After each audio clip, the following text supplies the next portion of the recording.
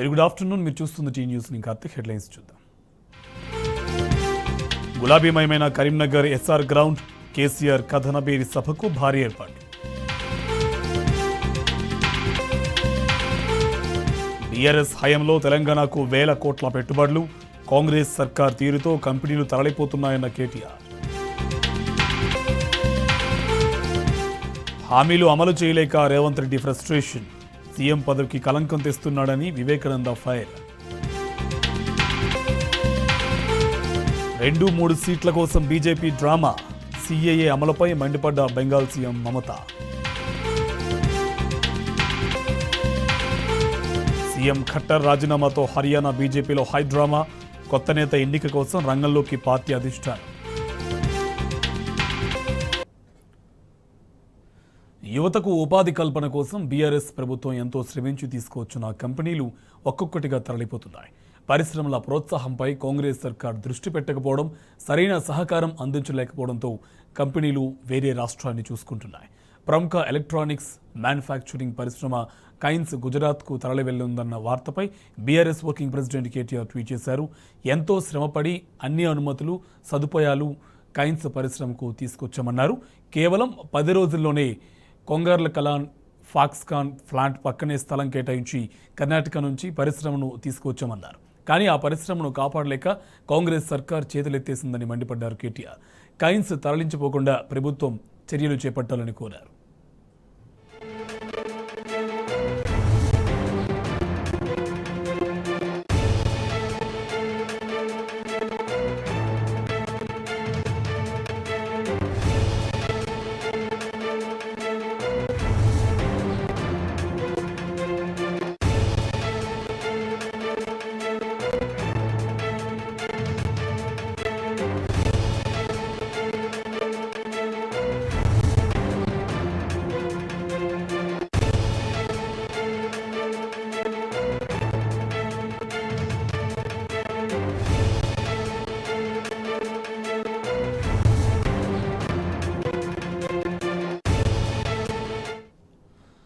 యువతకు ఉపాధి కల్పన కోసం బీఆర్ఎస్ ప్రభుత్వం ఎంతో శ్రమించి తీసుకొచ్చిన కంపెనీలు ఒక్కొక్కటిగా తరలిపోతుంటాయి.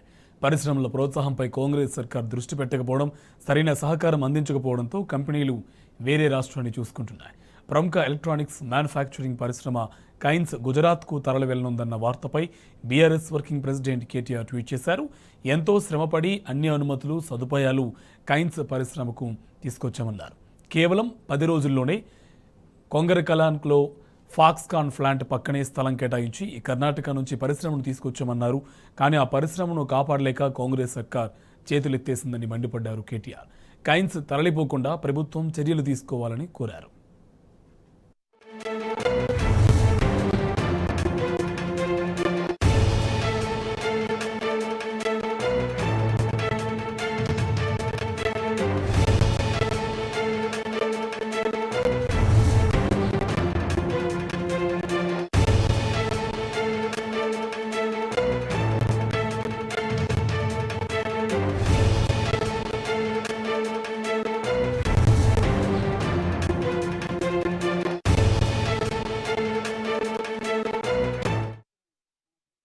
యువతకు ఉపాధి కల్పన కోసం బీఆర్ఎస్ ప్రభుత్వం ఎంతో శ్రమించి తీసుకొచ్చిన కంపెనీలు ఒక్కొక్కటిగా తరలిపోతున్నాయి.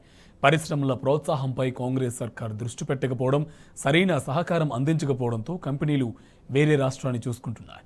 ప్రముఖ ఎలక్ట్రానిక్స్ మ్యానుఫ్యాక్చరింగ్ పరిశ్రమ కైన్స్ గుజరాత్కు తరలి వెళ్లనుందన్న వార్తపై BRS working president KTR tweet చేశారు.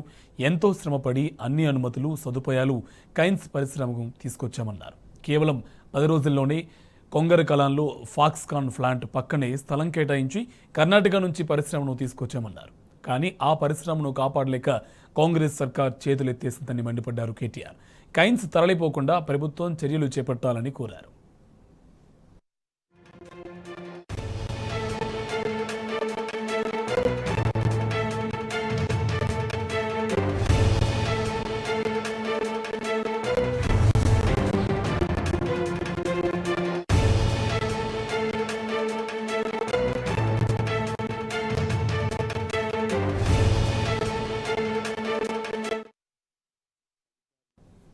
కాంగ్రెస్ పాలన ప్రజలను పరేషాన్ చేస్తుంది.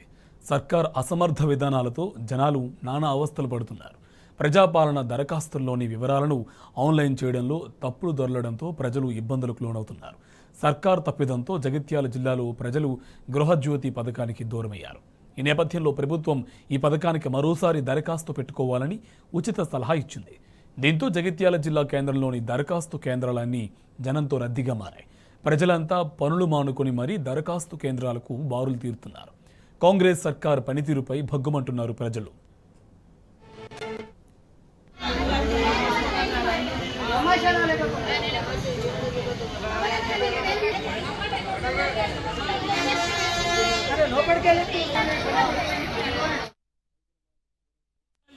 మన సంస్థ మారదు. అన్ని చేసినాం మళ్ళీ ఇక్కడికి దూరుతాం. ఏం చేస్తావు? అన్నీ రిజిస్టరే కాలేదు. మొన్న ఇంటికైతే రాసుకుపోయినారు, అది రిజిస్టర్ లేదు. 10 వాహనాలు ఇచ్చినాం, అది రిజిస్టర్ లేదు. ఎలా రిజిస్ట్రేషన్ లేదు. ఇట్లా కరెంట్ బిల్ వచ్చిందా మీకు? కరెంట్ బిల్ వచ్చింది, 0 బిల్ రాలేదు, బిల్లే వచ్చింది. నాకు 85 యూనిట్లు తిరిగినాయి, 290 రూపాయల బిల్లు వచ్చింది. ఇది గృహజ్యోతి కింద మా పక్కనలో ఇది పనిచేయదు అని చెప్పి నాకు రిటర్న్ ఇచ్చి పంపించేది. సొంత ఇల్లా కిరాయిల్లా? సొంత ఇల్లు చెట్టు నాకు రేట్ల టైం అన్నారు. ఇప్పుడు ఏమంటారు? ఇప్పుడు వీళ్ళు మళ్ళా రాబో ఇప్పుడు ఇది కాదని అంటున్నారు.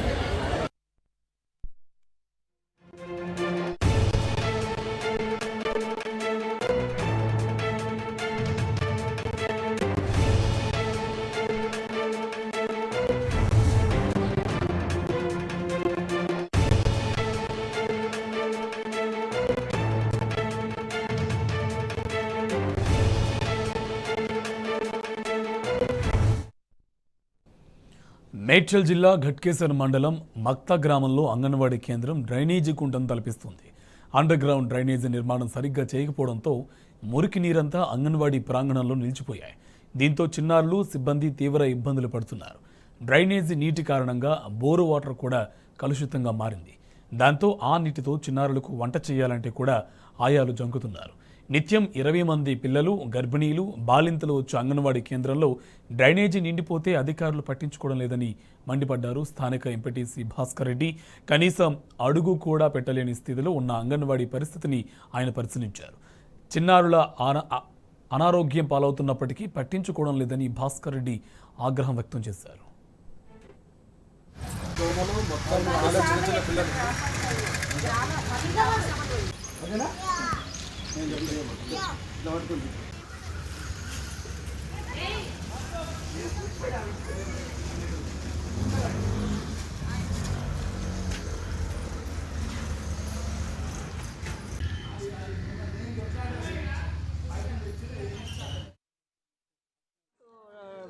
మా స్కూల్ ముందు డ్రైనేజీ వాటర్ వచ్చి ఇక్కడ మురికి నీళ్ళు బాగా ఇబ్బంది పెడుతున్నాయి.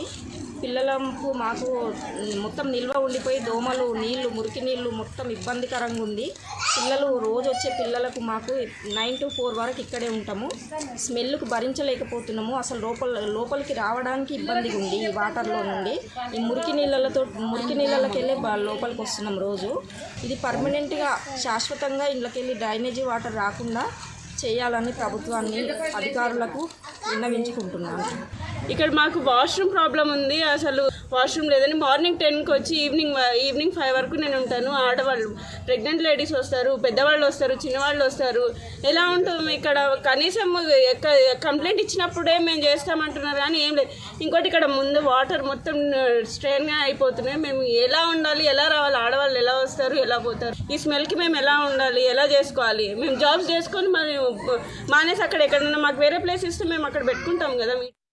సీఎం రేవంత్ రెడ్డిపై ఎమ్మెల్యే కేపీ వివేకానంద తీవ్ర స్థాయిలో ఫైర్ అయ్యారు. కేసీఆర్ ఫ్యామిలీపై సీఎం రేవంత్ వ్యాఖ్యలను తీవ్రంగా ఖండిస్తున్నామన్నారు.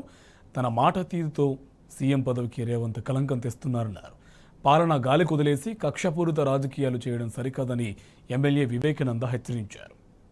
పార్టీ సభలలో, ఇతర కార్యక్రమాల్లో, ప్రభుత్వ కార్యక్రమాల్లో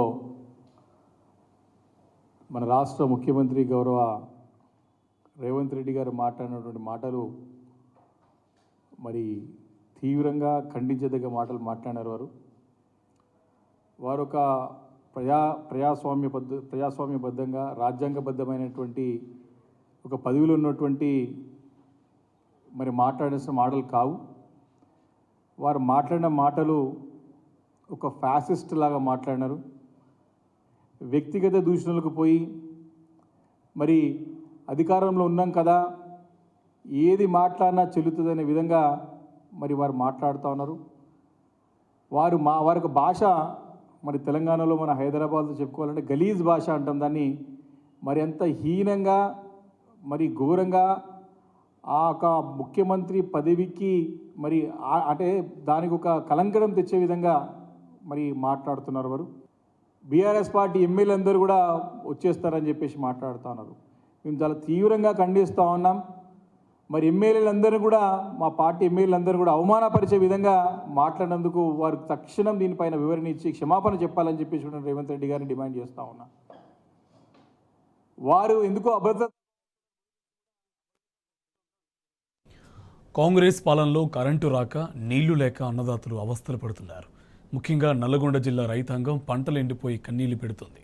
9 ఏళ్ల బీఆర్ఎస్ పాలనలో ఎన్నడూ సాగునీటి కష్టాలే లేవని, కాంగ్రెస్ రాగానే తమ జీవితాలు ఆగమయ్యాయంటూ ఆందోళన చెందుతున్నారు అన్నదాతలు. నల్గొండ జిల్లా ముసింపల్లికి చెందిన రైతు మల్లయ్య తమ కష్టాలను చెప్తూ సోషల్ మీడియాలో పెట్టిన పోస్ట్ వైరల్గా మారింది. మీరు వస్తేనే మాకు కష్టాలు తీరుతాయి కేసీఆర్ సారు అంటూ ఆయన చెప్పిన మాటలు అందరినీ ఆలోచింపజేస్తున్నాయి. అయితే మల్లయ్య వీడియోపై స్పందించిన బీఆర్ఎస్ వర్కింగ్ ప్రెసిడెంట్ కేటీఆర్ త్వరలోనే ముసింపల్లికి వెళ్తానని చెప్పారు. రైతు మల్లయ్యతో పాటు బోర్ల రామిరెడ్డిని కూడా కలుస్తానని ఎక్స్లో ట్వీట్ చేశారు.